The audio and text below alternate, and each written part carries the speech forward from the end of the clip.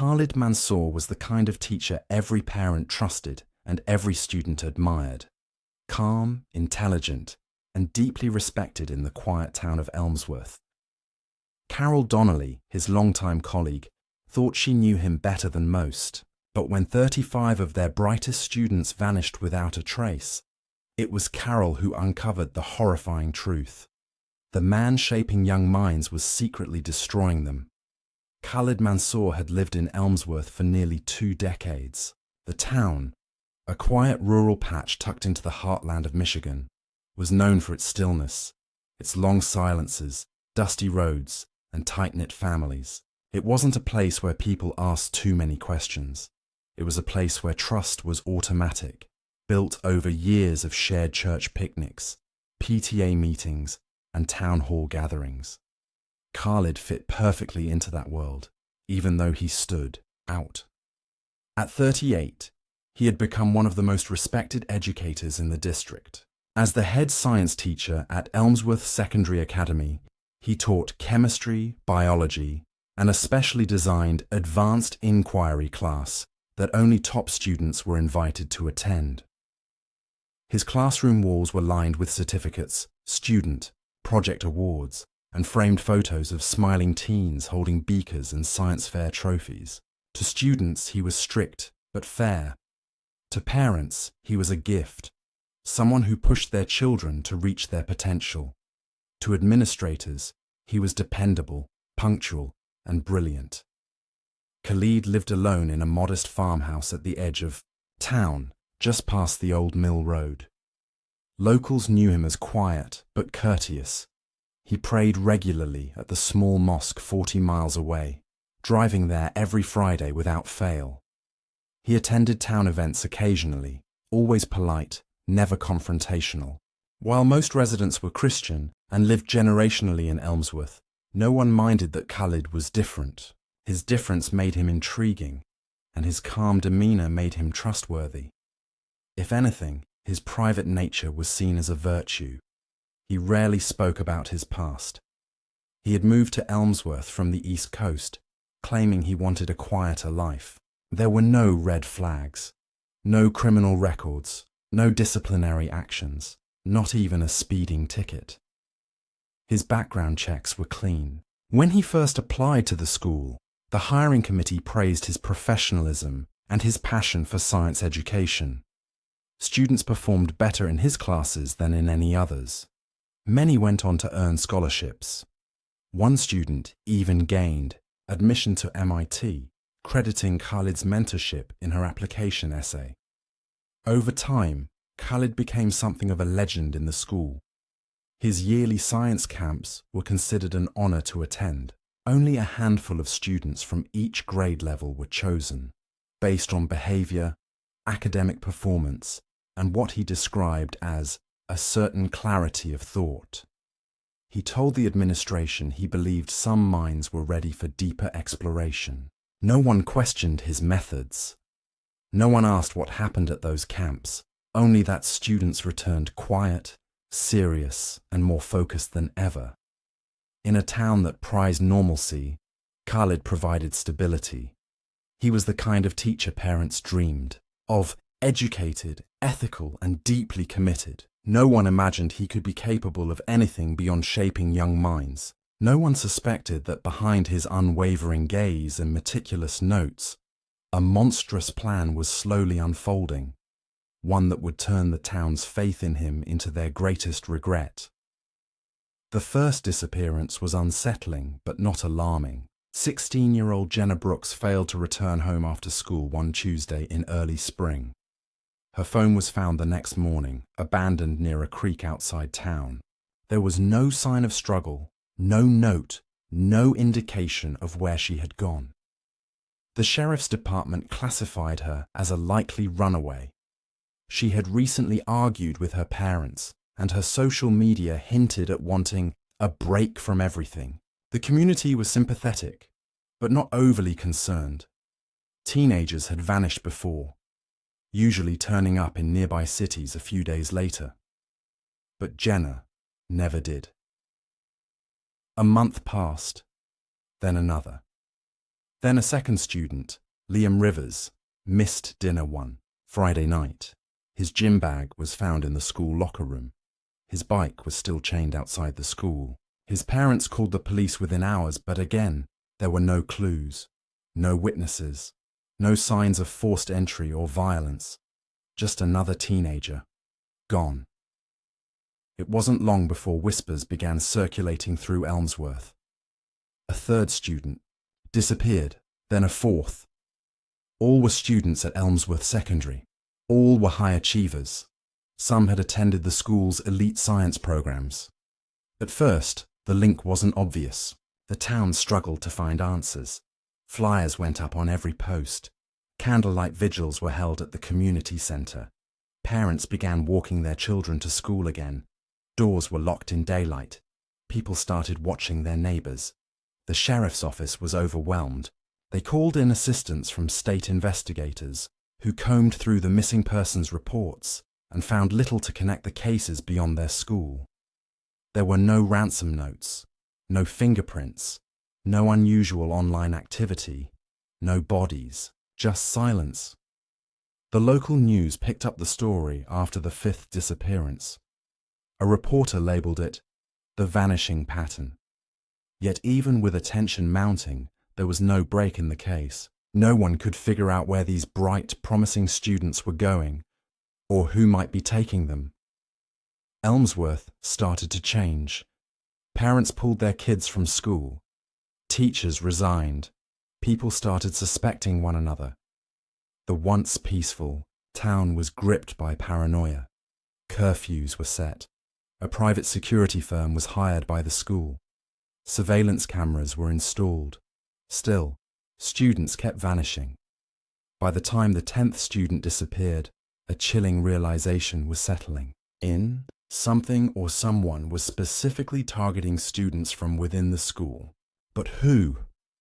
And how? Yet through it all, Khalid Mansour remained untouched by suspicion. He continued to teach his classes, grade assignments, and attend faculty meetings. His students still performed well. He still hosted his advanced science camps, though they were now smaller and less publicized. He offered condolences at staff meetings and shared in the town's grief with quiet solemnity.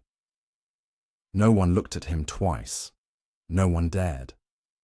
After all, he was the teacher they trusted the most, the one who had given so much to their children. It would be unthinkable to question him. But as the list of missing grew, unthinkable truths were inching closer to the surface. Carol Donnelly had been teaching math at Elmsworth Secondary for nearly as long as Khalid Mansour had been teaching science. She was meticulous, observant, and deeply protective of her students. As the list of missing teens grew, Carol found herself unable to dismiss the disappearances as mere coincidence. Something about them gnawed at her, especially the profiles of the students. They were all high achievers, deeply engaged in academics, and nearly all had been involved in extracurricular activities tied to science. In the quiet moments between classes, she began to keep her own notes. She wrote down names, dates, classroom schedules, and extracurriculars. The pattern slowly emerged. All the missing students had been in Khalid's advanced science group. Each had either attended his summer science camp or had been invited to work on special research projects. These weren't random disappearances. There was a common thread, and it pointed directly to the one man everyone admired the most. Carol knew how it would sound if she spoke up. She understood the weight of the accusation, especially without evidence. Khalid had built years of trust in the community. People respected him. The school board praised him. Even she had once admired his attention to detail. But something wasn't right, and she couldn't ignore the facts staring back at her from her notebook. She approached the school principal privately, presenting her observations in a cautious, respectful manner. The principal listened, flipping through the notes, but his face grew tight with discomfort. He reminded Carol that Khalid had passed every background check and had received glowing evaluations. There was no history of misconduct, no complaints from students or parents. He advised her not to jump to conclusions, but Carol couldn't let it go. Over the following weeks, she noticed more. Khalid always seemed calm, even when the school was in chaos. He never voiced frustration, never speculated about the disappearances like the other staff did. He simply continued teaching, quietly removing the names of his missing students from his roster and moving on.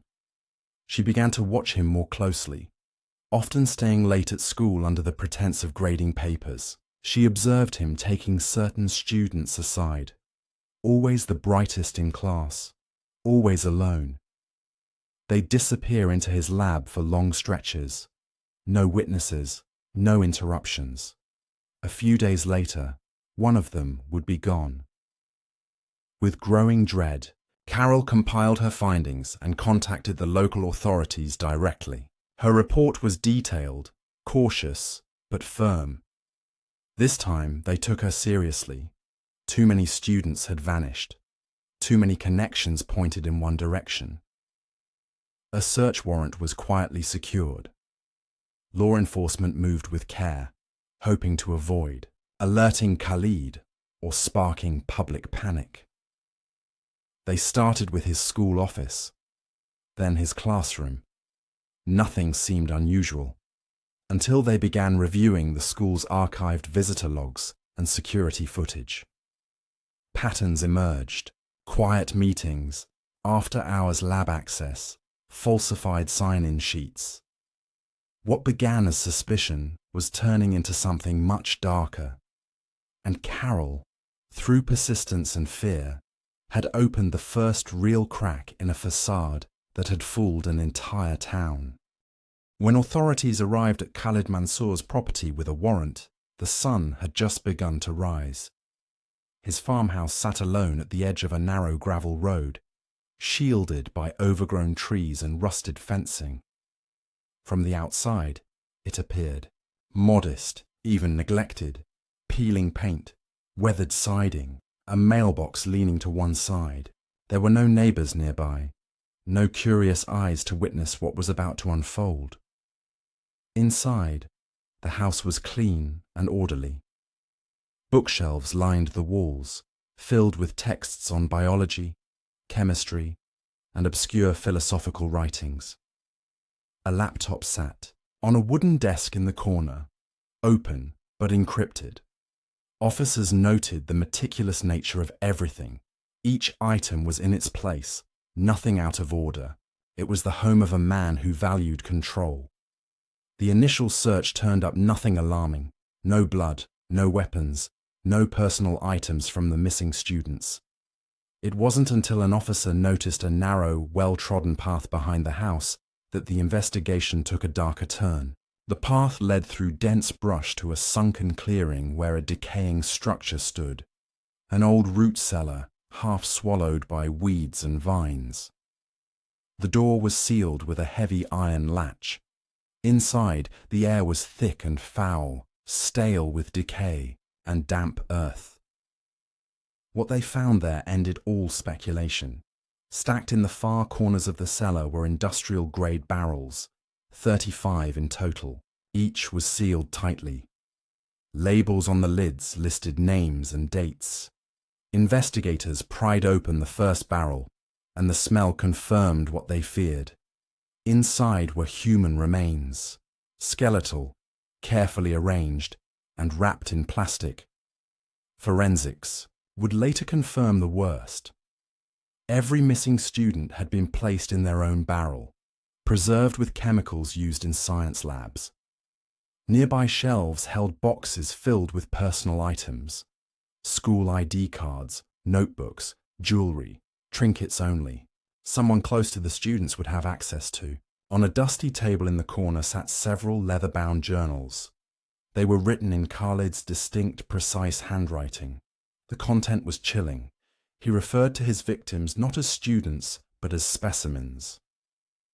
The journals detailed his twisted beliefs, a theory he had developed that certain individuals carried an energetic frequency that could be harnessed for what he called soul containment.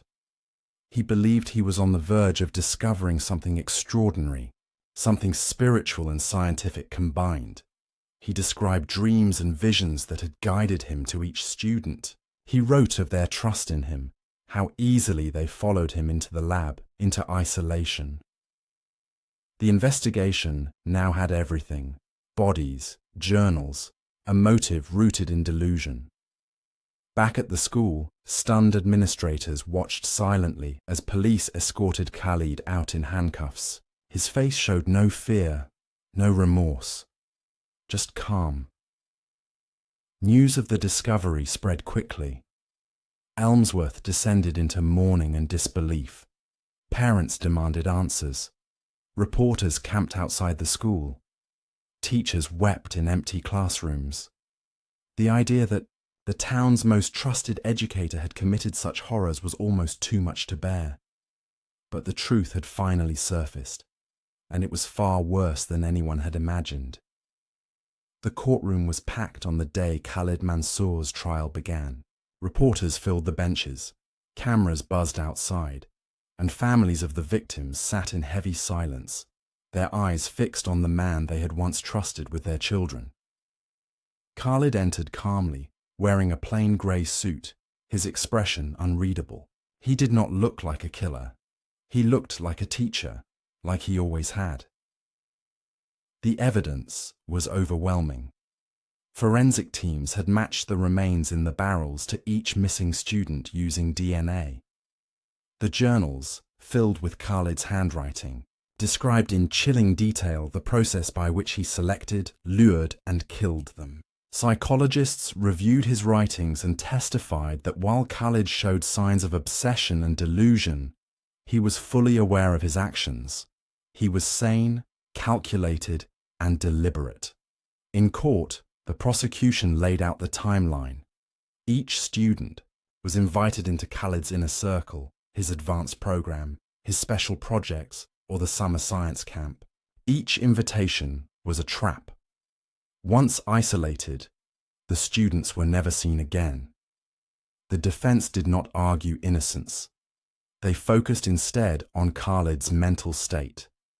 They claimed he had suffered a psychological break, that his journal entries were evidence of a fractured mind, not premeditation. But no one was convinced. The families took the stand one by one, speaking through tears about the lives stolen from them. Promising athletes, gifted musicians, future doctors and writers, all taken in their youth, robbed of every dream they had. Some parents couldn't speak at all. Others left the courtroom in grief before their testimonies were done. When the judge invited Khalid to speak, he stood and walked to the microphone with measured steps. He didn't apologize. He didn't offer explanations or plead for forgiveness. He simply said that he believed his work had meaning, that the world would not understand his purpose now, but might one day. His words were quiet, without emotion. There was no plea for leniency, no sign of regret. The jury took less than 3 hours to reach a verdict. Guilty on all counts, 35 charges of first-degree murder, unlawful disposal of human remains, and obstruction of justice. The judge sentenced him to life imprisonment without the possibility of parole. After the sentencing, Elmsworth began to crumble under the weight of its grief. The school shut down permanently. Its doors were locked, its windows boarded. Families moved away. Homes were sold. Businesses closed. A town that had once been built on trust and quiet simplicity was now known across the country for betrayal and horror. Each year, a memorial is held at the site of the former school. 35 white stones line the perimeter of the old campus, each etched with a name and date. No one speaks during the ceremony. They simply stand, remembering the children who vanished behind the walls of a classroom, under the guidance of a man who was supposed to protect them. Trust, once broken so deeply, never fully returns.